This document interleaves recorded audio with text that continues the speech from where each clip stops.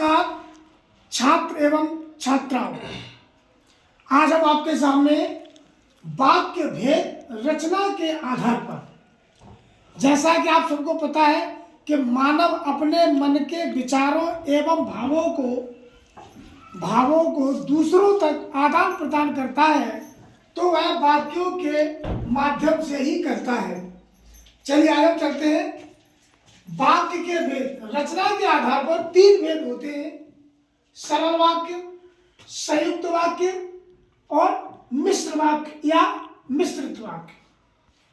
अब हम एक एक करके देखते हैं। सबसे पहले सरल वाक्यों को प्रकाश डालते हैं। सरल वाक्य एक कर्ता तथा एक क्रिया के मेल से जो वाक्य बनता है उसे हम सरल वाक्य कहते हैं।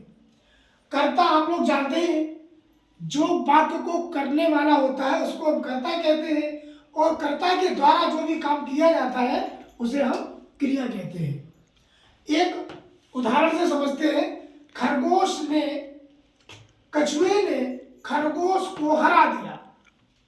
तो कछुए ने कर्ता है और कर्ता ने क्या काम किया? खरगोश को हरा दिया। अब हम देखते हैं सरल वाक्य के दो घटक माने जाते हैं।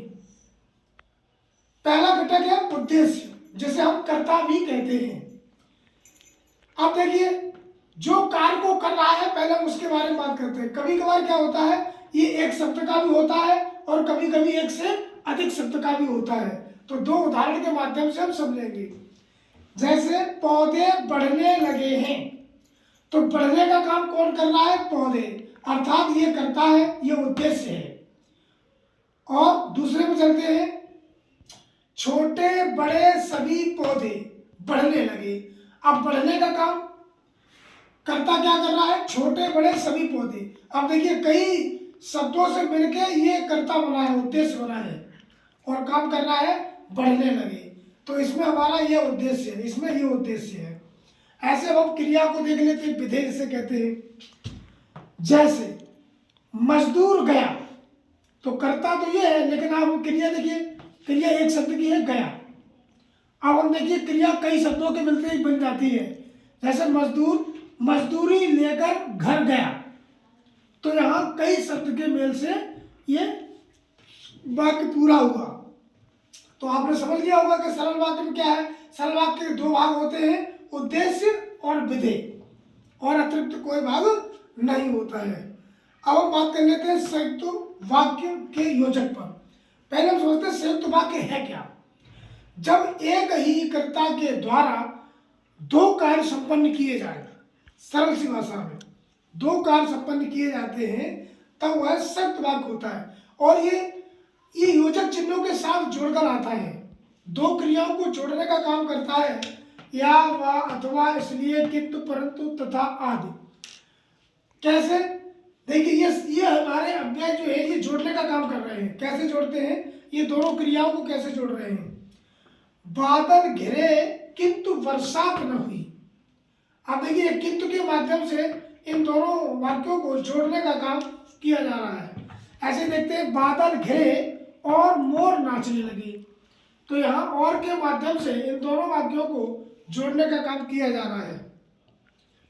इसी के साथ अब आते हैं नंबर 3 पर, मिश्र या मिश्रित वाक्य। इसमें क्या होता है?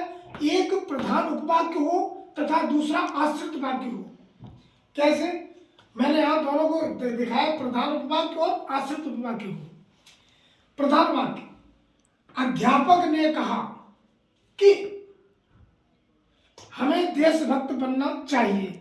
अब देखिए, हमने ये चिन्ह लगा के, आश्रित के पहचान चिन्ह लगाने के बाद आश्रित उपवाक्य को जोड़ा है। आप देखते हैं मिश्र वाक्य के योजक चिन्ह। थोड़े बहुत योजक चिन्ह लिए, वैसे काफी ज्यादा होते हैं। जैसे, वैसा, जिसकी, उसकी, जो, जिसे, जिसको, आदि। दो वाक्य बना के हम आपको दिखाते हैं। जैसे ही बादल घिरे वैसे ही बिजली चमकने लगी। दूसरा देखते हैं, जो देखो इसमें से लगा, इसको मैं यहां लगा के दे। जो व्यक्ति परिश्रमी होता है वह उन्नति करता है। तो तो नमस्कार, आज के लिए इतना ही है। एक दो बार आप देखिए। ठीक, ओके।